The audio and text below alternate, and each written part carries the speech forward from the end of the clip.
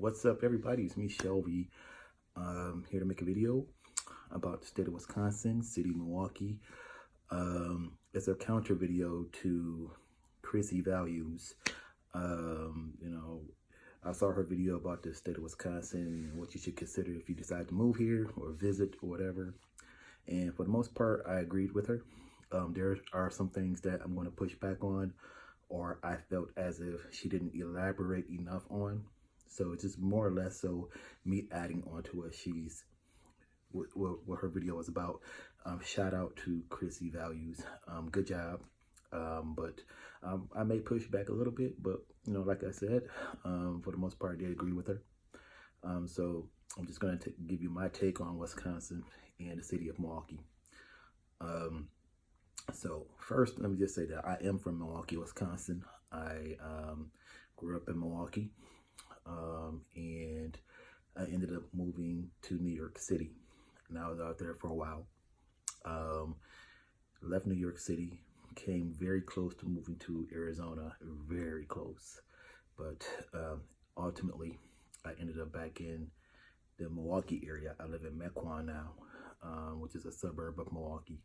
And, so that's a little about me. I'm not going to get too much into that, but let me just start with the state of Wisconsin. Then I'm going to get into Milwaukee and just elaborate a little bit more in depth to what I think Crissy was going. So things you should consider if you're going to move to Wisconsin and want to live here or want to visit. So let me tell you, as a Wisconsinite, Wisconsin is in the northern state of the country. It's in the middle part of very north of the United States, as you all probably know or should know. And it's in the Great Lakes region. And the climate, we get all 4 seasons. We get all 4 seasons, and I think that's what makes northern states such beautiful places. Just very nice looking. Wisconsin is heavily green. It's a green state, lots of lakes. Has a little bit more lakes than Minnesota does, and it's an upper Midwest state. It's got Midwest values, Midwest culture, and it's just great. It's very beautiful, scenic, very scenic, even in the Milwaukee area. The whole state is just beautiful. So as far as outdoor activities goes for the state, it is great, top notch. Wisconsin got something for everybody. In the wintertime, you can go out, do snowboarding, you can ski, you can do a lot of things on the outdoors front. Sportsmen like to fish. You can fish here. You can go camping. So it's beautiful here. It's just stunningly beautiful. In the fall, we have colors where you can go hiking. Milwaukee has a lot of this as well, so it's just not the rest of the state, but Milwaukee has this stuff. Outdoor activities, you can go hiking, do a lot of things. It's just a beautiful state. So I give Milwaukee that. I think Crissy Values was stating Milwaukee wasn't as mountainous, and I'm gonna push back a little bit on that because that is not true. Milwaukee has, not Milwaukee, but Wisconsin has mountains. They're just hillier type of mountains. And if you go out west, you're looking at a rocky or kind of, it's just uniquely different rock formation. So if you're a person that's into like geology or archaeology, something like that, you probably gonna like some of the rock formations around the western part of the state. La Crosse area, you got some nice looking rock formations out by Dale's area. A little bit north of that, just really pretty, really nice, really scenic. We get fall colors here. So a lot to do, a lot to see. I push back a little bit on that. Just very beautiful. Great place to raise a family, a great state to raise a family. Like I said, a lot of things to do. You can go to Madison, which is the state's capital. That's a really nice city. Lots of stuff going on there. There's a college town where the University of Wisconsin resides. The Badgers are a big thing, a big deal in the state. Very livable city, one of the best cities to live in. You have the Wisconsin Dells, some of the world's largest indoor water parks. Lots of stuff to do around the Dells area. Then you have Door County. Door County is up north in the peninsula regions on the eastern shore, north of the state, where upper peninsula Michigan is, and even though that should really be Wisconsin, but that's a debate for another time. So it's a lot of stuff to do. Climate-wise, I would kind of push back a tad bit of what she was saying, although it wasn't too far off. Obviously, we're in the northern part of the United States, and we're in a glacious type of area of the United States, which is the north, especially here in the Midwest, northern Midwest. You're looking at glacier territory. So obviously the climate's gonna be, you're gonna get all 4 seasons, and in the wintertime it's a little cold. So I'm gonna start with January. So from January on up to April, I would say you're dealing with winter and then the transition into spring. So wintertime in January can get harsh, but it just depends. The general temperature in January tends to be in the 20s, generally. However, I would say around January 10th, 12th or something like that, temperatures can dip into the single digits at times, even below 0. And then the wind chill can get below 0 for about 2 or 3 days, and then temperature starts to increase back up to the single digits and then back up into the teens. And then ultimately you get looking at 20 degree, 22 degree weather in January. So that's the harsh part, that below 0 part. And sometimes this can happen in February, like it did last winter. But in last winter, we didn't experience below 0 temperatures in January. It happened in February. But generally, that tends to happen in January. February, you're still looking at temperatures like January's 20 degrees, 10 degrees, 15 degrees, but it fluctuates. But generally, you're dealing with 20-degree type of temperatures, and the wind chill makes it cold. The wind chill could feel like it's like 10 degrees, 9 degrees, so you need to bundle up. So and then you get into March, the temperatures increase a tad bit, but you're still dealing with winter temperatures, probably in the like 20s and 30s, low 30s. And then I would say when you start to get to April, like that first week of April, the transition starts to occur. Temperatures are going up into the 30s, low 30s, and people perceive that still to be cold because they're getting over the winter.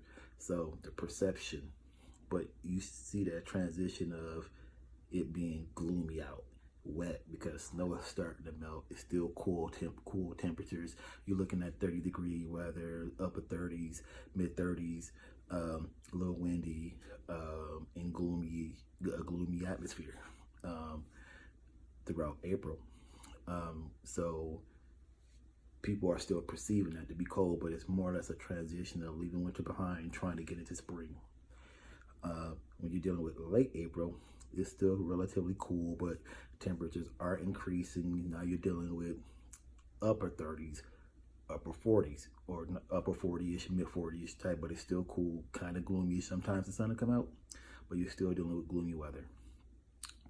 May comes, the sun is starting to come out. So it's still somewhat cool. You're looking at 40, 50 degree temperatures, sometimes in the 60s. So, but when May comes, you're looking at 50 degree, low 60 degree transition. The sun is out more. So you're kind of happy May's coming around because the sun is out. The sun is out. We're in our true to life spring. Even though spring is March 21st, but May, you're dealing with what should be spring.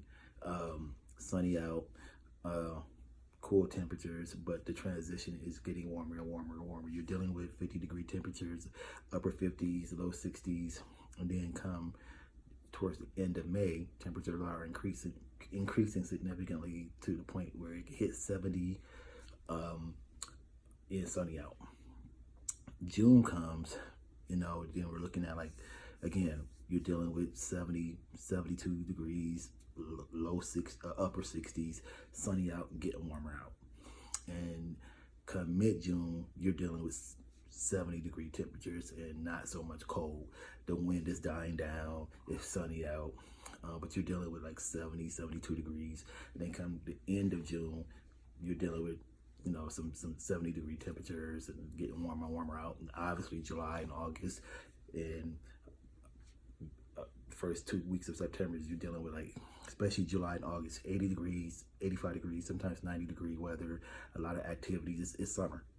And then my favorite part of the year, which is fall, come late September, you're dealing with 70 degrees, upper 60s, 70 degrees, all the way up until mid-October, and you're dealing with fall. And then winter comes back around December. It's really nice out again. It's starting to get cold, but the snow comes down in December, but it's not cold. We don't perceive it as winter cold because of us transitioning through the summer and fall. So December tends to be comfortable. It's snowing out. It's all Christmassy. It's when January comes where it gets harsh. January and February, and then it gets cool in March and April, and it's gloomy out. And so around April or March, and that's the perception. So that's the type of climate we have here in the upper Midwest. Not just Wisconsin, but you deal with this climate in Minnesota, Michigan, Northern Illinois, Pennsylvania. I lived in New York. It's the same thing, same climate. The only difference between Wisconsin and New York's climate is in the wintertime, and only in the wintertime, Wisconsin's a slight bit colder, but that's it. In New York, in the summertime, it's slightly warmer. So this is what you're gonna be dealing with if you decide to move to Wisconsin, and climate's on your mind. Wisconsin, as far as the livability goes, is great. I think you could totally raise a family here. It's great. People generally are nice. If you are a black person or a minority, you might experience some racism. Just depends on where you're at in the state. But in the Milwaukee area, you really shouldn't experience that too much. But if you're gonna be like up north somewhere, or somewhere where you don't hardly run into minorities, it might be a problem psychologically for you. But I would say, though, people tend to be pleasant. So it's a beautiful state. There's a lot of things to do. Madison, Milwaukee, Door County, the deals are 4 highlights. The state can,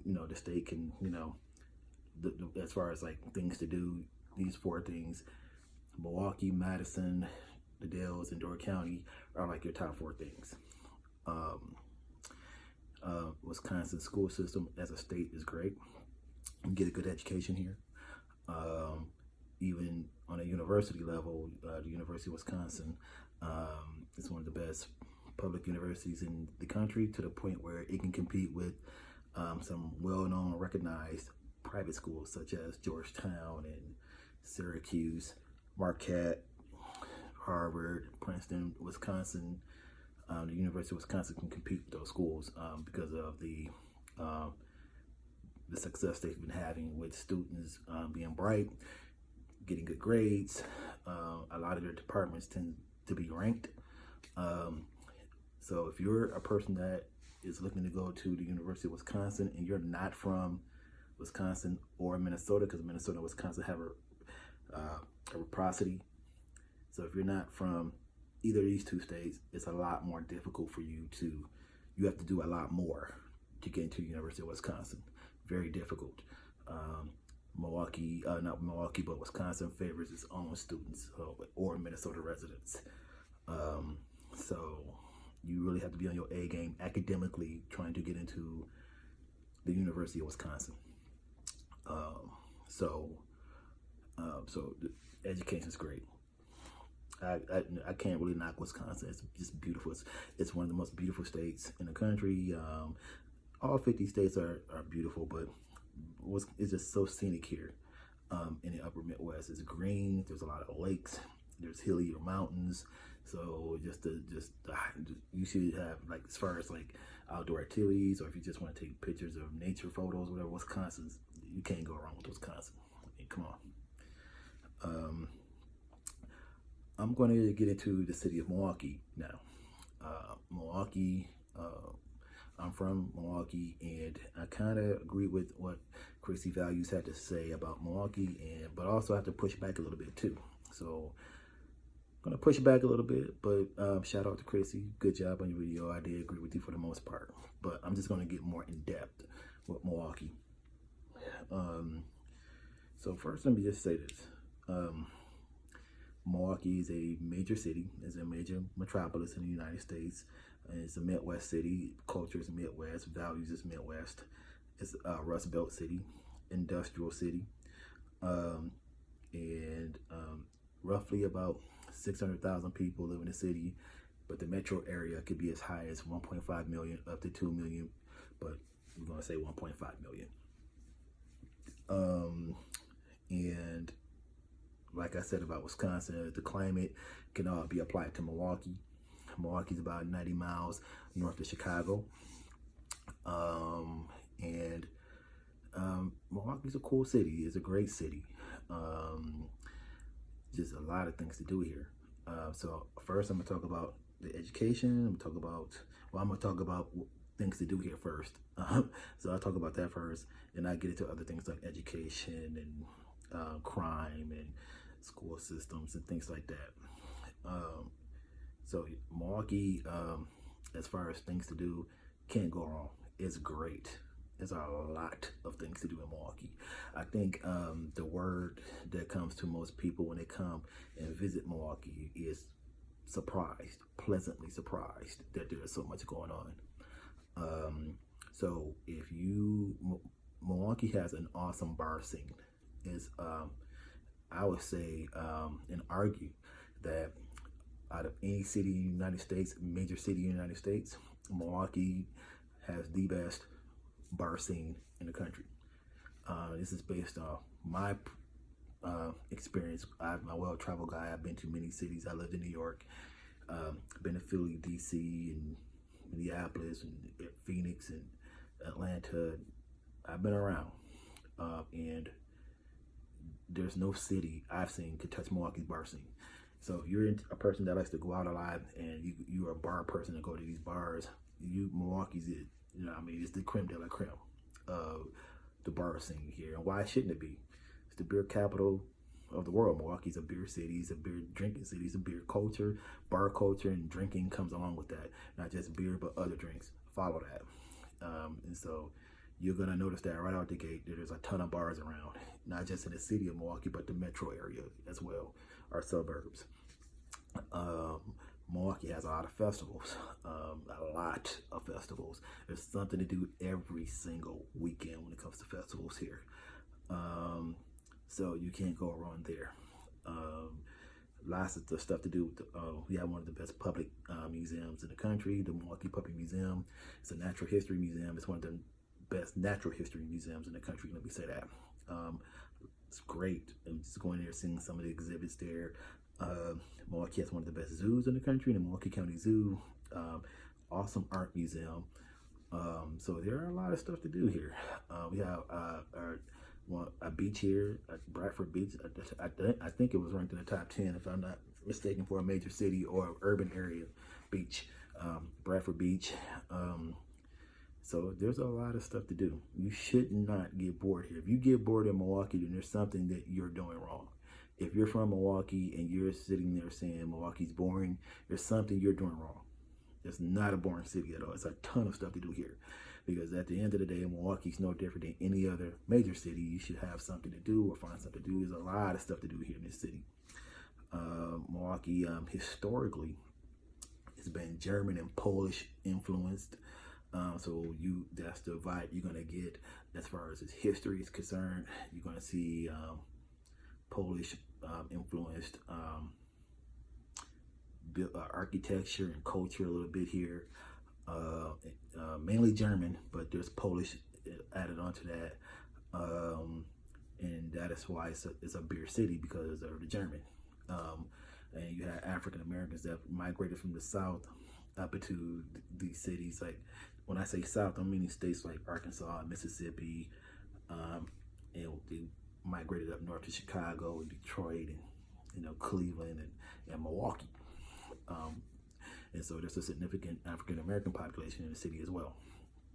And but it's just, as far as livable wise, a city that you can live in is great as a city.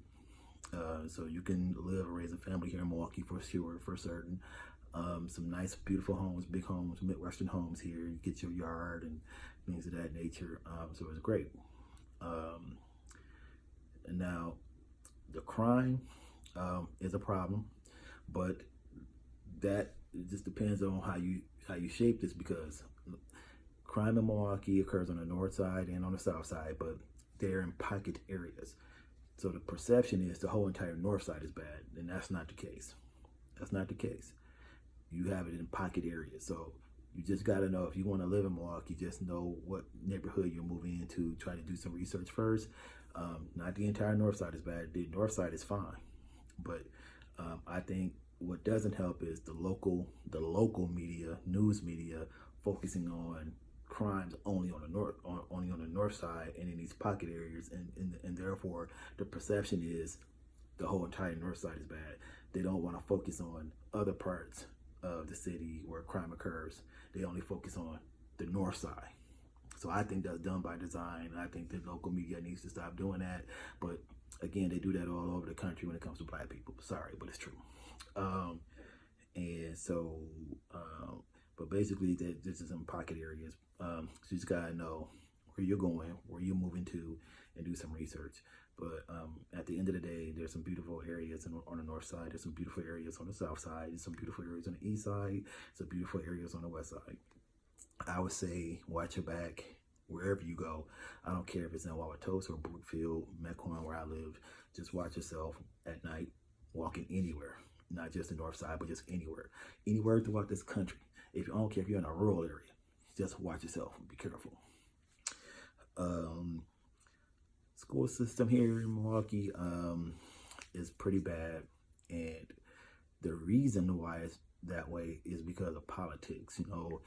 When you're dealing with school systems in big cities like Milwaukee or New York or Cleveland, I just want to let Crissy Values know that you have a school system in a major city, Milwaukee, it's pretty bad, but it's also pretty bad in New York. It's pretty bad in Cleveland. It's pretty bad in Dallas. It's pretty bad in Atlanta. It's pretty bad in Miami. It's pretty bad in LA. It's pretty bad in Seattle. I mean, these are big cities, and they have a school system, and there's a lot of politics being played. So you have, for example, you had Scott Walker being governor. You had the Senate being controlled by Republicans, state Senate being controlled by Republicans in the state of Wisconsin, and you're dealing with a school system like Milwaukee. So, and Tony Evers was superintendent at the time. He's governor now, but he was superintendent at the time. So there's politics being played and resources not being allocated the way it should be. And of course, political bias is coming to play because there's public schools throughout the state of Wisconsin, and Scott Walker would shift the good resources or the resources to other places as opposed to Milwaukee. Milwaukee public school system would get scraps, and they end up bickering with each other with the state. Because this is not the city of Milwaukee issue. The NPS is ran by state. So, and Scott Walker and other entities and superintendents and other people, they play politics with this stuff, so that is, and it affects the students, it affects the whole entire system. So, and so that's why NPS is in the state that is in, but it's not uniquely a Milwaukee thing. Like I said, you go to any major city, you're going to be dealing with these issues. And as far as suburbs go, again, Milwaukee has some really nice suburbs. If you want to live in a suburb here, Milwaukee has a lot of them. I mean, I would say this: the best suburbs in Milwaukee is the North Shore. The North Shore consists of parts of Milwaukee, which is on the east side of Milwaukee. So you're looking at parts of Milwaukee, which is the North Shore, east side of Milwaukee, like the northern east side. So over by where the University of Wisconsin-Milwaukee campus is. So I would consider that to be North Shore. So you have parts of Milwaukee, Shorewood, Whitefish Bay, Glendale, Fox Point, Bayside, River Hills, Brown Deer, and Mequon. These 9 are the North Shore suburbs. They are the creme de la creme suburbs of Milwaukee. These are the 9 best suburbs of Milwaukee.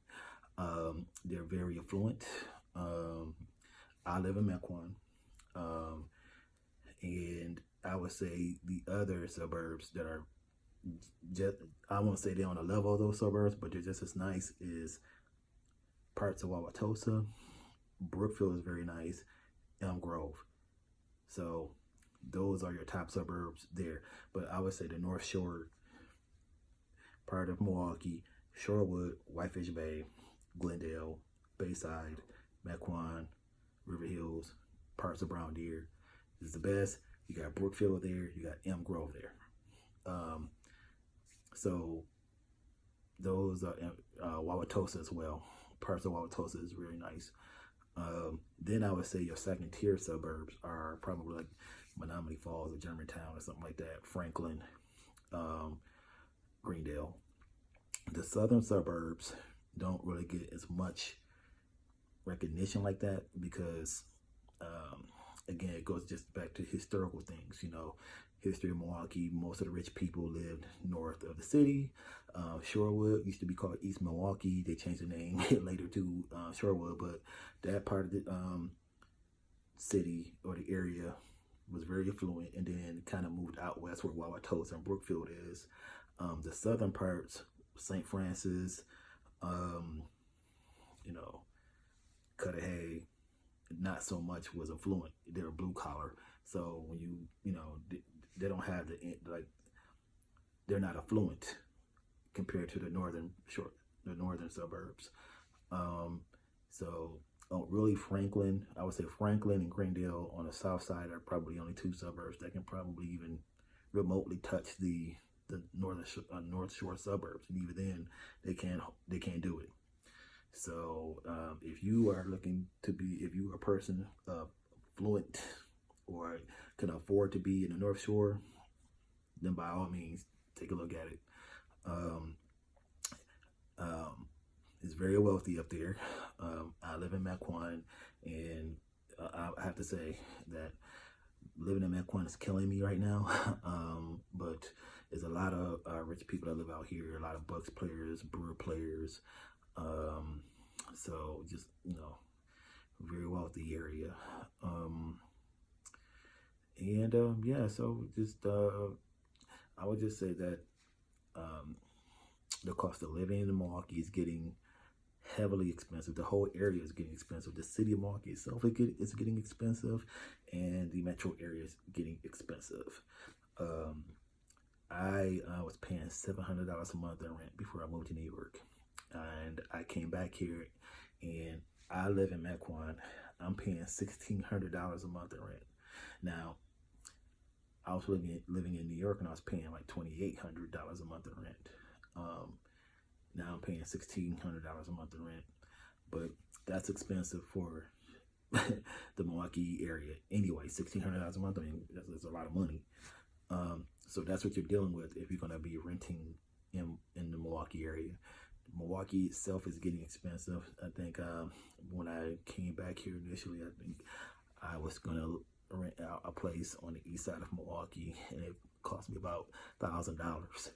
So depending on where you live, man, it's getting expensive like crazy to be in this city, man. To live in Milwaukee or the metro area, I know Mequon, I'm paying $1,600 a month. I don't know what the rent is like elsewhere, but it's crazy.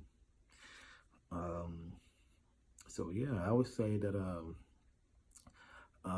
Milwaukee's great. Now, Milwaukee has its issues with segregation, and I'm just going to touch on this briefly, or not. I don't know if it'll be brief, but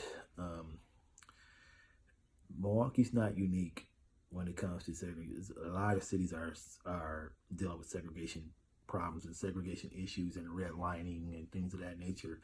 And for those who don't know what redlining is, basically it's a tactic where a lot of real estate agents and banks separate people from zip codes and things of that nature. Or if you're a black person or a minority trying to buy a home, they try to make sure you don't go into areas where there's a bunch of whites living, and it's all like systemically designed to keep you away from certain areas and keep you in, areas where there's not much going on, like impoverished areas, things of that nature. That's what redlining is, pretty much.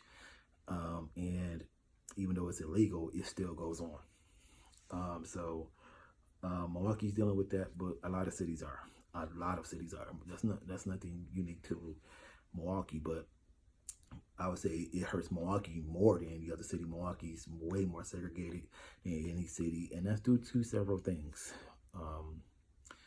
The history with Milwaukee and the way it was built and designed. You had immigrants, German immigrants having their side, Polish immigrants having their side, and African Americans. So it's a lot of that, the migration, the way they migrated to the city, and also during the 50s when they built the freeway system. Milwaukee, man, they put the freeway system right through the black community, and you can still see that today. If you drive on I-43 heading north, you would see that the freeway, once you get to North Avenue, all the way up to probably Capitol Drive on the freeway, it cuts right through the heart of the black community. And so that freeway was intentionally designed to segregate people right through the city. And once you start to leave Capitol Drive and go into, the northern shore, Silver Spring, then you start to see it, the freeway going into trees as opposed to neighborhoods. Like, if you go to neighborhood like North Avenue, you can see the neighborhoods on either side. You get to Silver Spring, it gets away from the neighborhoods and go right back into like these trees and away from the neighborhood. So, it just was a systemically designed to segregate people, and that's something that Milwaukee needs to address. Some systemic things going on with redlining and other things. I think Milwaukee, the city of Milwaukee, the county of Milwaukee, and the state of Wisconsin doesn't address it enough, and it's sick to see that that occurs here in a city, in a major metropolis such as Milwaukee. Should not be happening. And I don't blame the individual per se, because the individual is not trying to be racist. It's just the systemic, the way it was set up and designed, and nobody's trying to do anything about it. So, and it affects people here. It affects minorities to the point where you have blacks on the north side, Latinos on the near south side. You have all whites are in these suburbs, and you have redlining occurring to keep others from minorities from going into places like Mequon and Fox Point, or trying to not give out loans for people to buy a home in these areas, or if they do try to give out a loan, they try to tax you more on it. Oh, this home's worth $100. I'm gonna, let's just say if I walk into a bank and try to get a loan to buy a home in Fox Point, and I have a great credit score, and this white dude next to me has the same credit score as I do, he's gonna get a better deal compared to me. That's the kind of stuff that goes on in Milwaukee when it comes to banks and other entities. And this is something that's not uniquely Milwaukee, but this happens in every major city. It's just that Milwaukee has severe issues with segregation and tactics, and they need to address it, because it affects the city. And Milwaukee would be hurt if all black people left this city and elsewhere, because black people make up half your city, and that would be economically devastating for a city of Milwaukee, major city of Milwaukee status, to have all its black people leave. That would hurt. And essentially what will happen is Milwaukee would turn into North Dakota. Milwaukee would turn into Iowa, not Milwaukee, but Wisconsin. Wisconsin would turn into North Dakota. Wisconsin would turn into Iowa. It would fold. It would fold. And so they really do need to address that, because Milwaukee population has been dwindling mainly because black people leave. Black people are the ones that are leaving to seek a better life elsewhere. So the black people are heading back down south.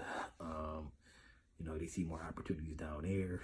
And so when you see a city, look at a city like Atlanta, a lot of people are flocking there because, and they're black, because they see things happening in Atlanta, and more support amongst each other, and they see in this black metropolis, and people from around the country are gravitating to Atlanta that are black, and Milwaukee's losing population hurts. So they need to address some of these things. And right now, Milwaukee's doing a lot of redevelopment. There's a lot of great things going on in the city. And so they're trying to slowly try to tackle this. I still don't think they're doing enough of it, but at least they recognize it and they want to do something about it. So, but again, we got politics being played, and that's it.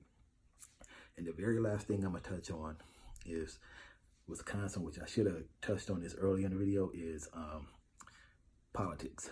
If you're gonna move to Wisconsin, this is what you're gonna be dealing with politics-wise.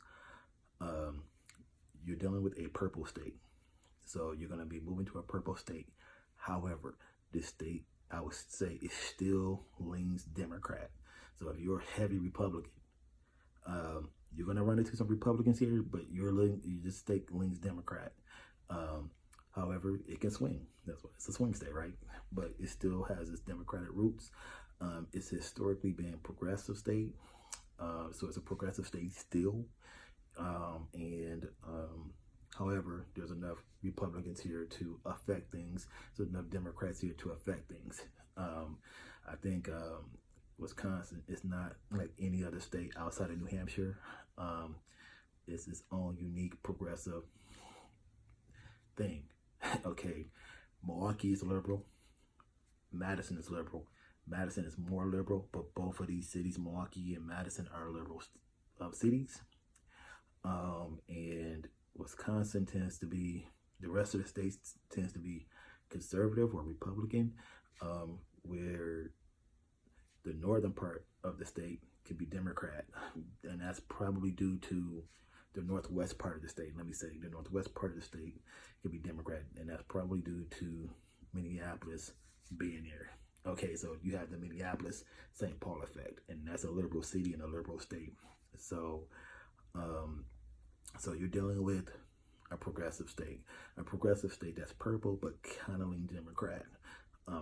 So Trump can come here and could potentially win it. He did. He won about less than 1%. Barack Obama won the state twice. Bill Clinton won it twice. I think George Bush lost the state by 1%, and that's how things can kind of fluctuate with political, ideologies. Now, one thing I would say, Wisconsin is not, our conservatives here in Wisconsin are not Texas conservatives. They're not Texas conservatives. They're not Georgia conservatives. They're just Republican, and they got their own thing going on. So, so expect that.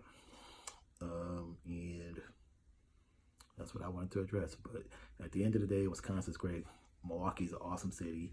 I would rank Milwaukee probably within the top 15 cities. There's a lot of major cities in the United States. Milwaukee's one. I would rank it in the top 15. It's not New York. It's not Chicago. It's not Los Angeles. It's not Boston. But it's not Philadelphia. But I definitely would rank it up there on a fun-o-meter scale. Is a lot of things to do. It's fun. Harley Davidson, the Bucks, a lot of history. Milwaukee used to be a socialist city. I don't know if people knew that, but it used to be a socialist city. It's a great time here. You should not be bored here. If you are bored here and you're from this city, it's something that you're doing. Either you're not getting out there and expanding your horizons, or you're not up on things that are going on in Milwaukee, but it's great. It's great. There's a lot of stuff to do here. There's no excuse for people to be bored here. None. Great town. Peace and love. Take care. Bye-bye.